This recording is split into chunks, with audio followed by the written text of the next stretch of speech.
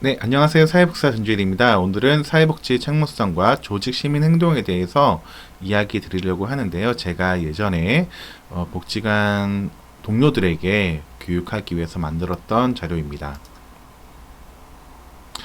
네, 이 교육의 취지는 사회복지 시설 종사자로서 가져야 할 책무성을 인지하는 것과 조직 시민 행동을 기반으로 한 사회복지관 직원으로서의 태도에 대해서 생각해 보는 것입니다.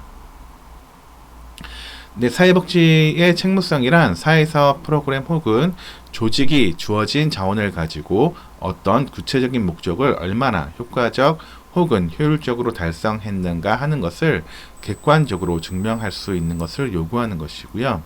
책무성의 종류는 9가지 정도가 이제 소개되고 있는데요. 욕구 책무성, 이미지 책무성, 윤리적 책무성, 법률적 책무성, 적용의 책무성, 서비스 전달 책무성, 역량 책무성, 효율적 책무성, 재정적 책무성이 있습니다. 네, 먼저 적용의 책무성은 사회복지 서비스를 제공하고자 하는 대상들은 누구인지, 어떠한 특성을 가진 대상자를 선택할 것인지에 대한 문제입니다. 그래서 서비스를 제공하고자 하는 대상이 누구인가, 어떤 특성을 가진 대상자를 선택할 것인가, 그들에게 제공되는 서비스 내용은 무엇인가에 대한 질문을 하게 되는데요. 예를 들어 도시락 서비스의 대상자는 누구인가, 저소득가정, 독거르신, 균형 잡힌 식사가 어려운 분 등에 대한 부분들이 있을 수 있고요. 또 제공되는 서비스, 또 반찬, 고혈압인 분에게는 어떤 서비스를 제공해야 하는지에 대한 이슈가 이제 존재할 수 있습니다. 그리고 방과후 교실 같은 경우를 예를 들면 방과후 교실의 대상자는 누구인지, 맞벌이 가정의 아동, 한부모 가정 아동 등이 될 수 있고요. 제공되는 서비스는 무엇인가, 이제 학습 지도나 신체 활동, 방과후 교실의 어떤 대상자에 맞는 그런 서비스가 제공되어야 하는가에 대한 책무성을 이야기할 수 있겠습니다. 두 번째, 서비스 전달 책무성인데요. 사회복지 서비스가 계획에 따라서 잘 진행되도록 하며 또한 자격이 있는 종사자에 의해서 서비스가 전달되도록 책임을 지는 것을 의미합니다. 그래서 서비스가 계획에 따라서 잘 진행되도록 하는 것, 자격 있는 종사자에 의해서 서비스 전달되도록 하는 것이 중요한 부분들이라고 할 수 있는데요. 예를 들어 정신건강 프로그램에 대한 것들을 예전에 좀 사회복지관들이 많이 했던 적이 있는데요. 정신건강에 대한 지식이 없는 사회복지사가 프로그램을 진행하는 것이 맞는지에 대한 이슈가 있을 수 있고요. MBTI 검사 등의 심리검사 역시 라이센스가 없는 사람이 잠깐 배운 다음에 진행해도 되는가에 대한 문제가 있을 수 있습니다. 그리고 사례 관리에 있어서 인테이크 후에 정보 수집, 사정, 서비스 계획, 계약, 모니터링 등이 약속된 일정 기간 내에 진행되는지, 이런 것들도 서비스 전달 책무성의 부분이라고 할 수 있습니다. 네, 역량 책무성이 있는데요. 서비스를 받는 대상들이 처음 의도한 대로 바람직한 변화의 발생 여부에 대한 책임을 의미하는데요. 서비스를 받는 대상들이 처음 의도한 대로 바람직한 변화가 되도록 하는 것들이 이제 책무성이 될 수 있는데요. 예를 들면 효과성 검증은 못했지만 참여한 이용자들이 만족했다. 우리는 이것을 만족할 수 있는가에 대한 것들, 그리고 사전 사후 검사가 유의미한 결과를 도출하지 못했다. 그렇다면 어떻게 해야 하는지에 대한 질문들을 던져봐야 되고요. 홍보를 했는데 사람들이 모집되지 않았다. 어쩔 수 없는 일인가에 대한 질문도 해야 됩니다. 그리고 나는 내가 하는 일이 사람들에게 어떤 영향을 줄 수 있는지, 또 그런 걸 기대하는지에 대한 것들도 우리는 스스로에게 물어볼 책임이 있습니다. 효율적 책무성인데요. 제공된 서비스에 대한 비용 효율성이 제대로 됐는가에 대한 질문입니다. 그래서 물품 구매 시 충분히 비교 견적을 검토하여 구매했는지, 프로그램 진행 후 물품 잔여량은 얼마나 되는지, 또 프로그램을 진행하면서 투입 대비 산출에 대해서 고려하고 있는지, 평상시에 업무의 효율성을 고려하는지에 대한 질문을 스스로에게 물어볼 수 있겠습니다. 재정적 책무성입니다. 재무회계와 관련한 집행 및 보고의 투명성에 대한 책무성인데요. 비교할 타 견적을 본 견적을 받은 곳에서 받는 것은 아닌지, 후원금 입출 내역에 대해서 투명하게 보고하고 있는지, 예산을 절감하기 위한 노력을 했는지, 불필요한 예산 집행은 없었는지, 그리고 개인적인 이윤을 남긴 적은 없는지를 스스로에게 물어봐야 합니다. 법률적 책무성입니다. 모든 서비스에서 법에서 요구하는 책무성이나 계약에 의한 조건을 지켜야 하는 건데요. 지방자치단체를 당사자로 하는 계약에 관한 법률을 준수하고 있는가, 또 시설 안전과 관련된 법률을 준수하고 있는가, 식품위생과 관련된 법률을 준수하고 있는가, 근로기준법을 준수하고 있는가. 수많은 법을 다 알 수 없기 때문에 어떤 일을 할 때 이것이 옳은 일인가라는 의문을 가져보는 것이 중요합니다. 네, 윤리적 책무성입니다. 법이나 계약에 의한 조건이 없는 경우 윤리적 책무성이 요구되는데요.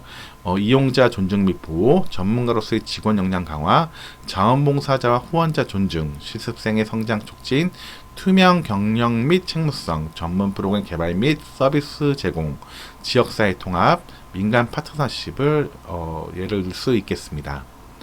네, 이미지 책무성입니다. 클라이언트에 대한 사회적 이미지에 대한 책무성인데요. 우리가 흔히 알고 있는 빈곤 포르노에 대한 것, 그리고 장애인 체험 또는 어르신 체험을 우리가 하게 되는 경우가 많은데 그것들이 어떤 이미지인지 고민을 해봐야 되고요. 사회봉사 명령을 받은 청소년에 대한 어떤 대우, 그다음에 재가복지 서비스의 품질, 그리고 어떤 대상을 그룹화하는 것들에 대해서 우리가 이미지 책무성을 고려해야 합니다. 네, 마지막으로 욕구 책무성인데요. 클라이언트 중심으로 서비스를 제공하기 위한 책무성을 이야기합니다. 당연히 이용자 욕구에 부응해서 서비스를 제공해야 하는데요. 스스로 한번 확인해 봐야 됩니다. 내가 클라이언트 중심적인지, 내가 하고 있는 사업은 이용자 욕구에 부응하고 있는 사업인지, 내 사업의 중심은 누구인지, 그리고 내 결정은 누구를 위한 결정인지에 대해서 고민해 볼 필요가 있겠습니다. 네, 이어서 조직시민행동에 대해서 소개를 드리면요. 조직시민행동은 직무에 대한 최소한의 요구를 넘어서서 조직을 위해 과업수행을 지원하는 사회적, 심리적 맥락의 유지와 강화에 기여하는 행동을 말합니다. 그 5가지 요소를 이제 이야기할 수 있는데 이타성, 양심성, 스포츠맨십, 예의성, 시민정신입니다. 먼저 이타성은 도움이 필요한 상황에 처한 다른 구성원들을 아무 대가 없이 자발적으로 도와주는 것으로 업무 처리가 늦어지는 동료의 일을 함께 처리해 준다든지 새로 입사한 사원이 조직에 빨리 적응할 수 있도록 도와주는 것과 같은 행동을 말합니다. 그래서 신입 직원이 처음 당직 근무를 설 때 돕는다거나 탕비실에 쌓여져 있는 그릇을 설거지한다거나 행사 준비로 야근하는 어떤 다른 팀, 타 팀의 업무를 자발적으로 돕는다거나 게시판에 붙어있는 기간이 지난 홍보물을 수거한다거나 자신의 업무 과정 중에 나온 종이박스나 쓰레기를 휴지통 위에 방치하는 것들, 이런 것들이 이타성과 관련돼서 우리가 고민해 볼 수 있는 부분들이고요. 두 번째, 양심성입니다. 각 구성원들이 자신의 양심에 따라 조직의 명시적, 암묵적 규칙을 충실히 준행하는 것입니다. 예컨대 필요 이상의 휴식을 시간을 취하지 않는 것, 회사의 비품을 개인 소유처럼 아껴 쓰는 것과 같은 행동이 여기에 포함됩니다. 상사가 자리를 비울 때마다 업무 태도가 달라진다거나 업무 중에 불필요한 웹서핑을 한다거나 개인 용도로 기관의 A4 용지를 사용하여 인쇄를 한다거나 기관의 비품을 가족 행사에 사용한다거나 외출 시 목적에 맞지 않게 행동하는 것들이 양심성에 준하여 생각해 볼 수 있는 문제입니다. 스포츠맨십은 정정당당히 행동하는 것을 말하는데 조직이나 다른 구성원과 관련하여 불만이나 불평이 생겼을 경우 이를 뒤에서 험담하고 소문내며 이야기하고 다니기보다 긍정적 측면에서 이해하고자 노력하는 행동을 말합니다. 직장 내 따돌림, 그리고 자신과 의견이 다르다고 무조건으로 무시하거나 동료의 동업자 정신, 파트너십, 이런 부분도 생각해 볼 수 있겠고요. 과오가 있었을 때 그것을 숨기는 경우, 이런 것들도 스포츠맨십과 관련돼서 생각해 볼 수 있는 문제입니다. 예의성입니다. 자신의 업무나 개인적 사정과 관련하여 다른 구성원들에게 갑작스레 당황스러운 일이 발생하지 않도록 미리 조치를 취하는 것을 말합니다. 즉, 자신의 의사결정이나 행동에 따라 영향을 받을 수 있는 다른 구성원들과 사전적으로 연락을 취해 필요한 양해를 구하고 의견을 조율하는 행동을 말하는데요. 업무에 대해 상사에게 보고하고 참여와 결정을 할 수 있는 문제, 또 팀 간의 협력, 휴가를 사용할 때의 문제, 또 프로그램실 사용에 대한 문제 등이 예의성과 관련돼서 생각해 볼 수 있는 문제이고요. 최근에 코로나19로 인해서 우리가 어떤 호흡기 증상이라던가 또 코로나19의 의심 증상들이 발생하는 경우들이 있잖아요. 이런 것들도 신속하게 보고하는 것들도 예의성과 관련돼서 생각해 볼 수 있는 거라고 생각합니다. 네, 마지막으로 시민정신인데요. 조직 내 다양한 공식적, 비공식적 활동에 관심을 갖고 적극 참여하는 행동인데요.